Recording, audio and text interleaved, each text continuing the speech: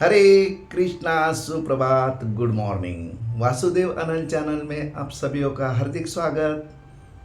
आज हम भगवत गीता का श्लोक संख्या 2.18 लेंगे। बहुत ही विशेष श्लोक।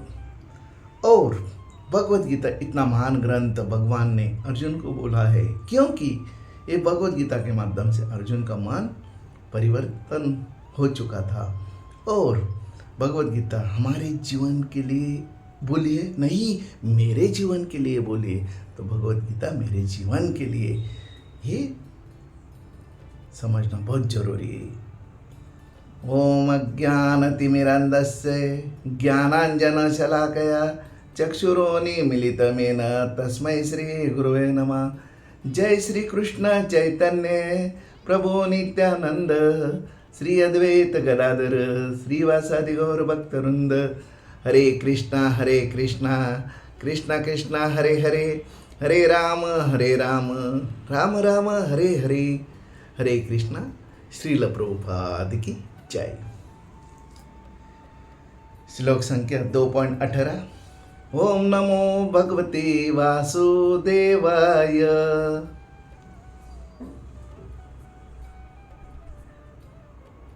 अंतवंत इमे देहा नित्य शोक्ताः शरीरिण अनासीनो प्रमयस्य तस्माद्युध्यस्व भारत। अनुवाद।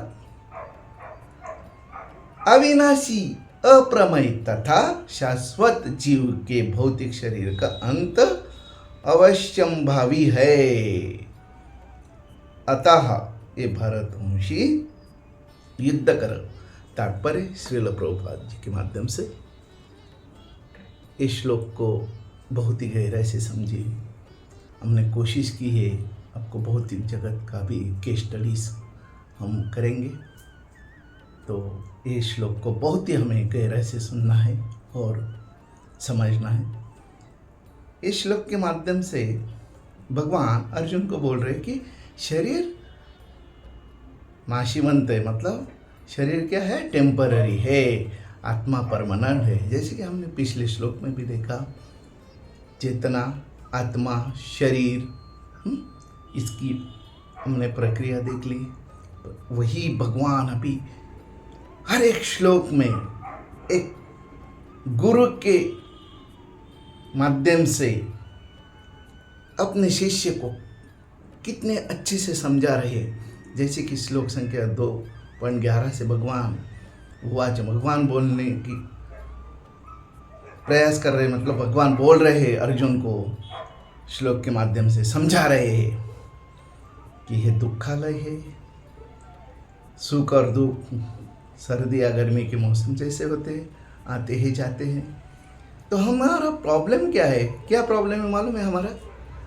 हम निगेटिविटी आसान से ढूंढ लेते, सभी यही प्रॉब्लम, निगेटिविटी आसान से ढूंढ लेते हैं। पॉजिटिविटी हमें ढूंढनी पड़ती, पॉजिटिविटी हमें अच्छा चीज़ दिखती नहीं है। निगेटिव तुरंत, रोड पे कोई एक्सीडेंट होगा 100 लोग आ जाए, कोई झगड़ा होगा 100 लोग आए। लेकिन वही भागवत कथा या भगवत गीता का कुछ कोर्स चल रहा है तो हार्डली 5-10 लोग आएंगे। क्यों ऐसा? ये भौतिक जगत का यही इशू हो, यही प्रॉब्लम और यही दुख का कारण है हमारा कि हम शास्त्र को समझ नहीं रहे। जैसे कि भगवान इस श्लोक में बोल रहे हैं अर्जुन को कि ये शरीर ये दुख का कारण है, शरीर के कारण ही हमें दुख भोगना पड़ रहा है।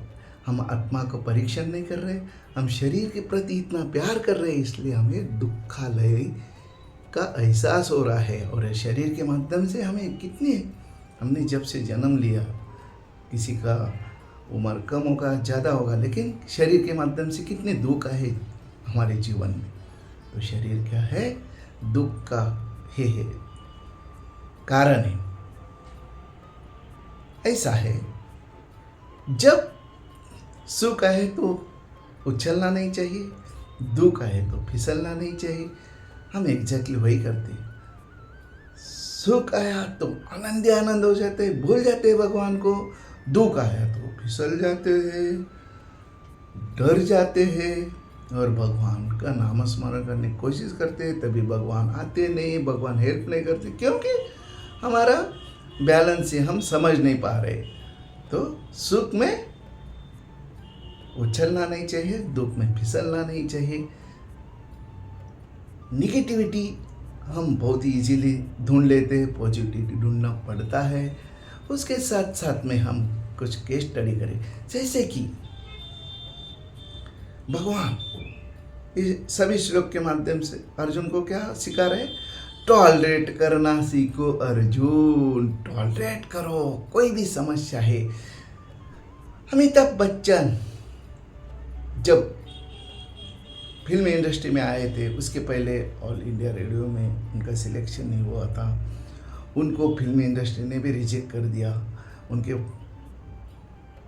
एंट्री लेवल में कुछ फिल्म फ्लॉप हो गई, क्योंकि उन्होंने उनको ये लंबो क्या करेगा, इसकी पर्सनैलिटी है ही नहीं हीरो जैसी, तो उनको रिजेक्ट कर दिया। जैसे 1970s में जंजीर जैसे बड़े फिल्म के द्वारा अमिताभ बच्चन और बहुत सारे फिल्म आए, हीरो बन गए।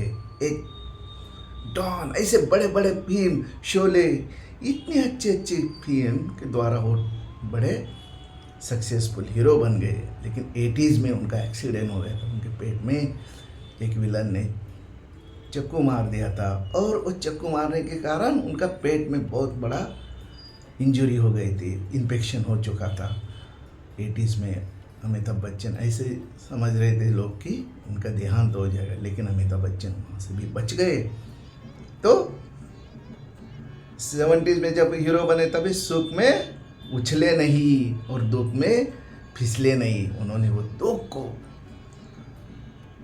अपकमिंग, मतलब वो दुख को क्या किया, टॉलरेट किया और उसमें से बाहर आए। फिर केबीसी में एंट्री की, केबीसी में एंट्री की तो उसके पहले एबीसी कंपनी था उनका, वो क्या हो गया, फ्लॉप हो गया, बैंकक्रप्ट हो गया अमिताभ बच्चन। फिर बाद में केबीसी के द्वारा थोड़ा अप आने की कोशिश की, फिर से बीमार गिर गए। फिर शाहरुख खान ने चलाया केबीसी, शाहरुख खान के माध्यम से केबीसी डूब गए। फिर अमिताभ बच्चन अगेन रिकवर हो गए। आज देखो केबीसी के माध्यम से अमिताभ बच्चन एक बहुत बड़े हीरो है, अच्छा खासा उनका मानधन आता है। अमिताभ बच्चन दुख में फिसले नहीं और सुख में उछले नहीं। तो ये केस स्टडी बहुत महत्वपूर्ण है। अमिताभ बच्चन एक सक्सेसफुल आदमी है, क्यों? क्योंकि ये भगवत गीता उन्होंने जीवन में उतारी। तो हमारे जीवन में ये भगवत गीता उतारना बहुत जरूरी है।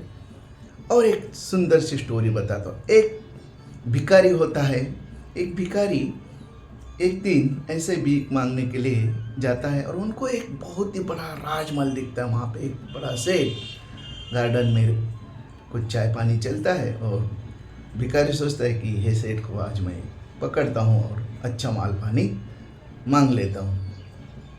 तो जैसे ही गए, सेठ जी नमस्ते नमस्ते, आप बहुत ही बढ़िया है, कितना सुंदर बंगला।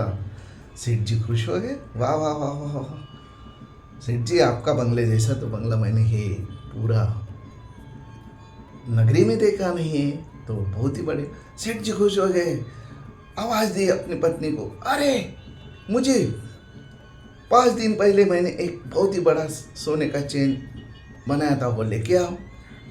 फिर बाद में भिखारी और खुश हो गया। भिखारी ने बोला, अरे बाप रे, आपका तो गार्डन, आपका जो घर की व्यवस्था है, जो भी आजू बाजू का सराउंडिंग है, इसके जैसा तो माहौल मैंने देखा ही नहीं, ऐसा सुंदरता मैंने देखी। सेठ जी और खुश हो जाते हैं, वो बिजनेसमैन खुश होके और बोलते हैं पत्नी को, अरे मैंने कल ही हाथ के कड़े बनाए हैं सोने के, वो भी लेके आऊं। बहुत ही भिखारी खुश, इतना खुश, अरे मैं 100-200 मांगने को आया, ये तो सोना का मतलब क्या है, आज के इसमें देखा तो ये लाख की बात कर रहा है, लाख का सोना देने की कोशिश कर रहा है, वाह वाह वाह। फिर और वो ग्लोरीफाई करता है और वो खुश करने की कोशिश, सेठ जी आपका तो घर है, गार्डन है, सब कुछ तो अच्छा है, लेकिन ये गाड़ी, ऐसी गाड़ी मैंने तो देखी ही नहीं, फिर गाड़ी के माध्यम से खुश करने, सेठ जी और खुश हो जाते। वाह वाह वाह वाह वाह, आप तो बहुत ही बढ़िया मेरे बारे में सोच रहे हैं।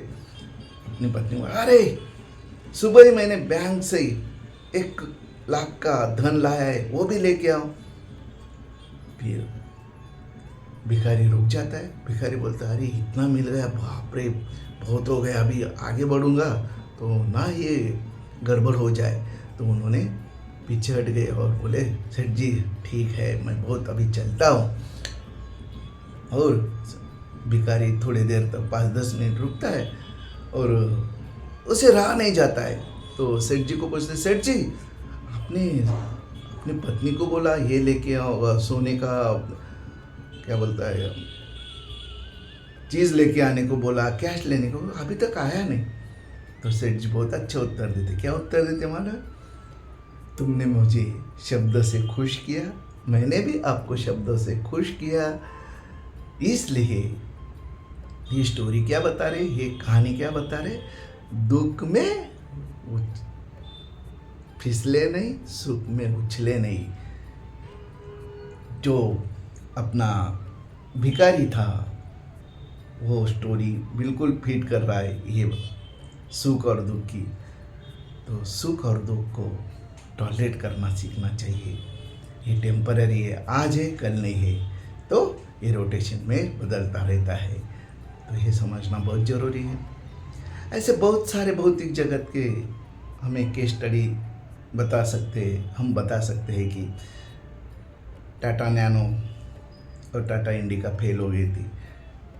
टाटा दुख में फिसले नहीं, उन्होंने जॉगर जैसी बड़ी कंपनी को खरीद लिया और सक्सेसफुल कर दिया और वो उछल गए। तो ऐसे बहुत, लता मंगेशकर का उदाहरण, उनका जीवन में बहुत ही दुख था, बहुत ही फाइनेंशियल क्राइसिस था, लेकिन उन्होंने कभी भी दिखाया नहीं। उन्होंने अपने गले के माध्यम से वो अपना साबित किया देश को। पहला गाना जो बोला था, ये मेरे वतन के लोगों, तो पंडित जवाहरलाल नेहरू भी रो दिए थे। तो इतना सुंदर वैसे वो फेमस हो चुकी थी। तो फेमस होने के लिए हमें प्रयास करना पड़ेगा। तो भगवान ही बता रहे कि duties is very important Arjun, तुम्हारा कर्तव्य करो। सुख और दुख टेम्पररी है और समय के साथ चलो। समय के साथ चलेंगे तो क्या हो जाएगा, हमें अपना जो भी कुछ भौतिक समस्या है वो फेस करने की ताकत आएगी। और यह माध्यम से हमें भगवत गीता के माध्यम से क्या हो जाएगा, हमें जीवन जीने का बहुत ही सुंदर सफलता मिल सकता है। और इस श्लोक में भगवान वही बता रहे हैं कि शरीर एक दुख का कारण है, तो हमें शरीर के लिए इतना आसक्ति नहीं रखना चाहिए। और सुंदरता से मैं बताता हूँ, जैसा सूर्य पूरा ब्रह्मांड में, पूरा मंडल में अपना प्रयास करता है, वैसे ही शरीर सूर्य के कारण हमें तेज या प्रकाश मिलता है। सेम चीज़ हमारे शरीर में जो आत्मा है, आत्मा के द्वारा हमारा शरीर को क्या मिलता है, ऊर्जा मिलती है। तो आत्मा बहुत ही महत्वपूर्ण है। शरीर के साथ साथ आत्मा आता है। आत्मा जैसा ही आपका खत्म हो गया तो शरीर नष्ट हो जाता है। शरीर नष्ट हो गया तो तुम्हारा वैल्यू 0 हो जाती है। तुम्हारी वैल्यू बढ़ानी है तो आत्मा को खाना दो, आत्मा के लिए काम करो। तो यही भगवत गीता के माध्यम से भगवान श्री कृष्ण अर्जुन को बता रहे, ड्यूटीज टॉलरेट करना सीखो और क्या, आत्मा को अच्छा परिवर्तित करो, आत्मा के लिए काम करो। ग्रंथराज भगवत गीता की जय, श्री प्रभुपाद की जय।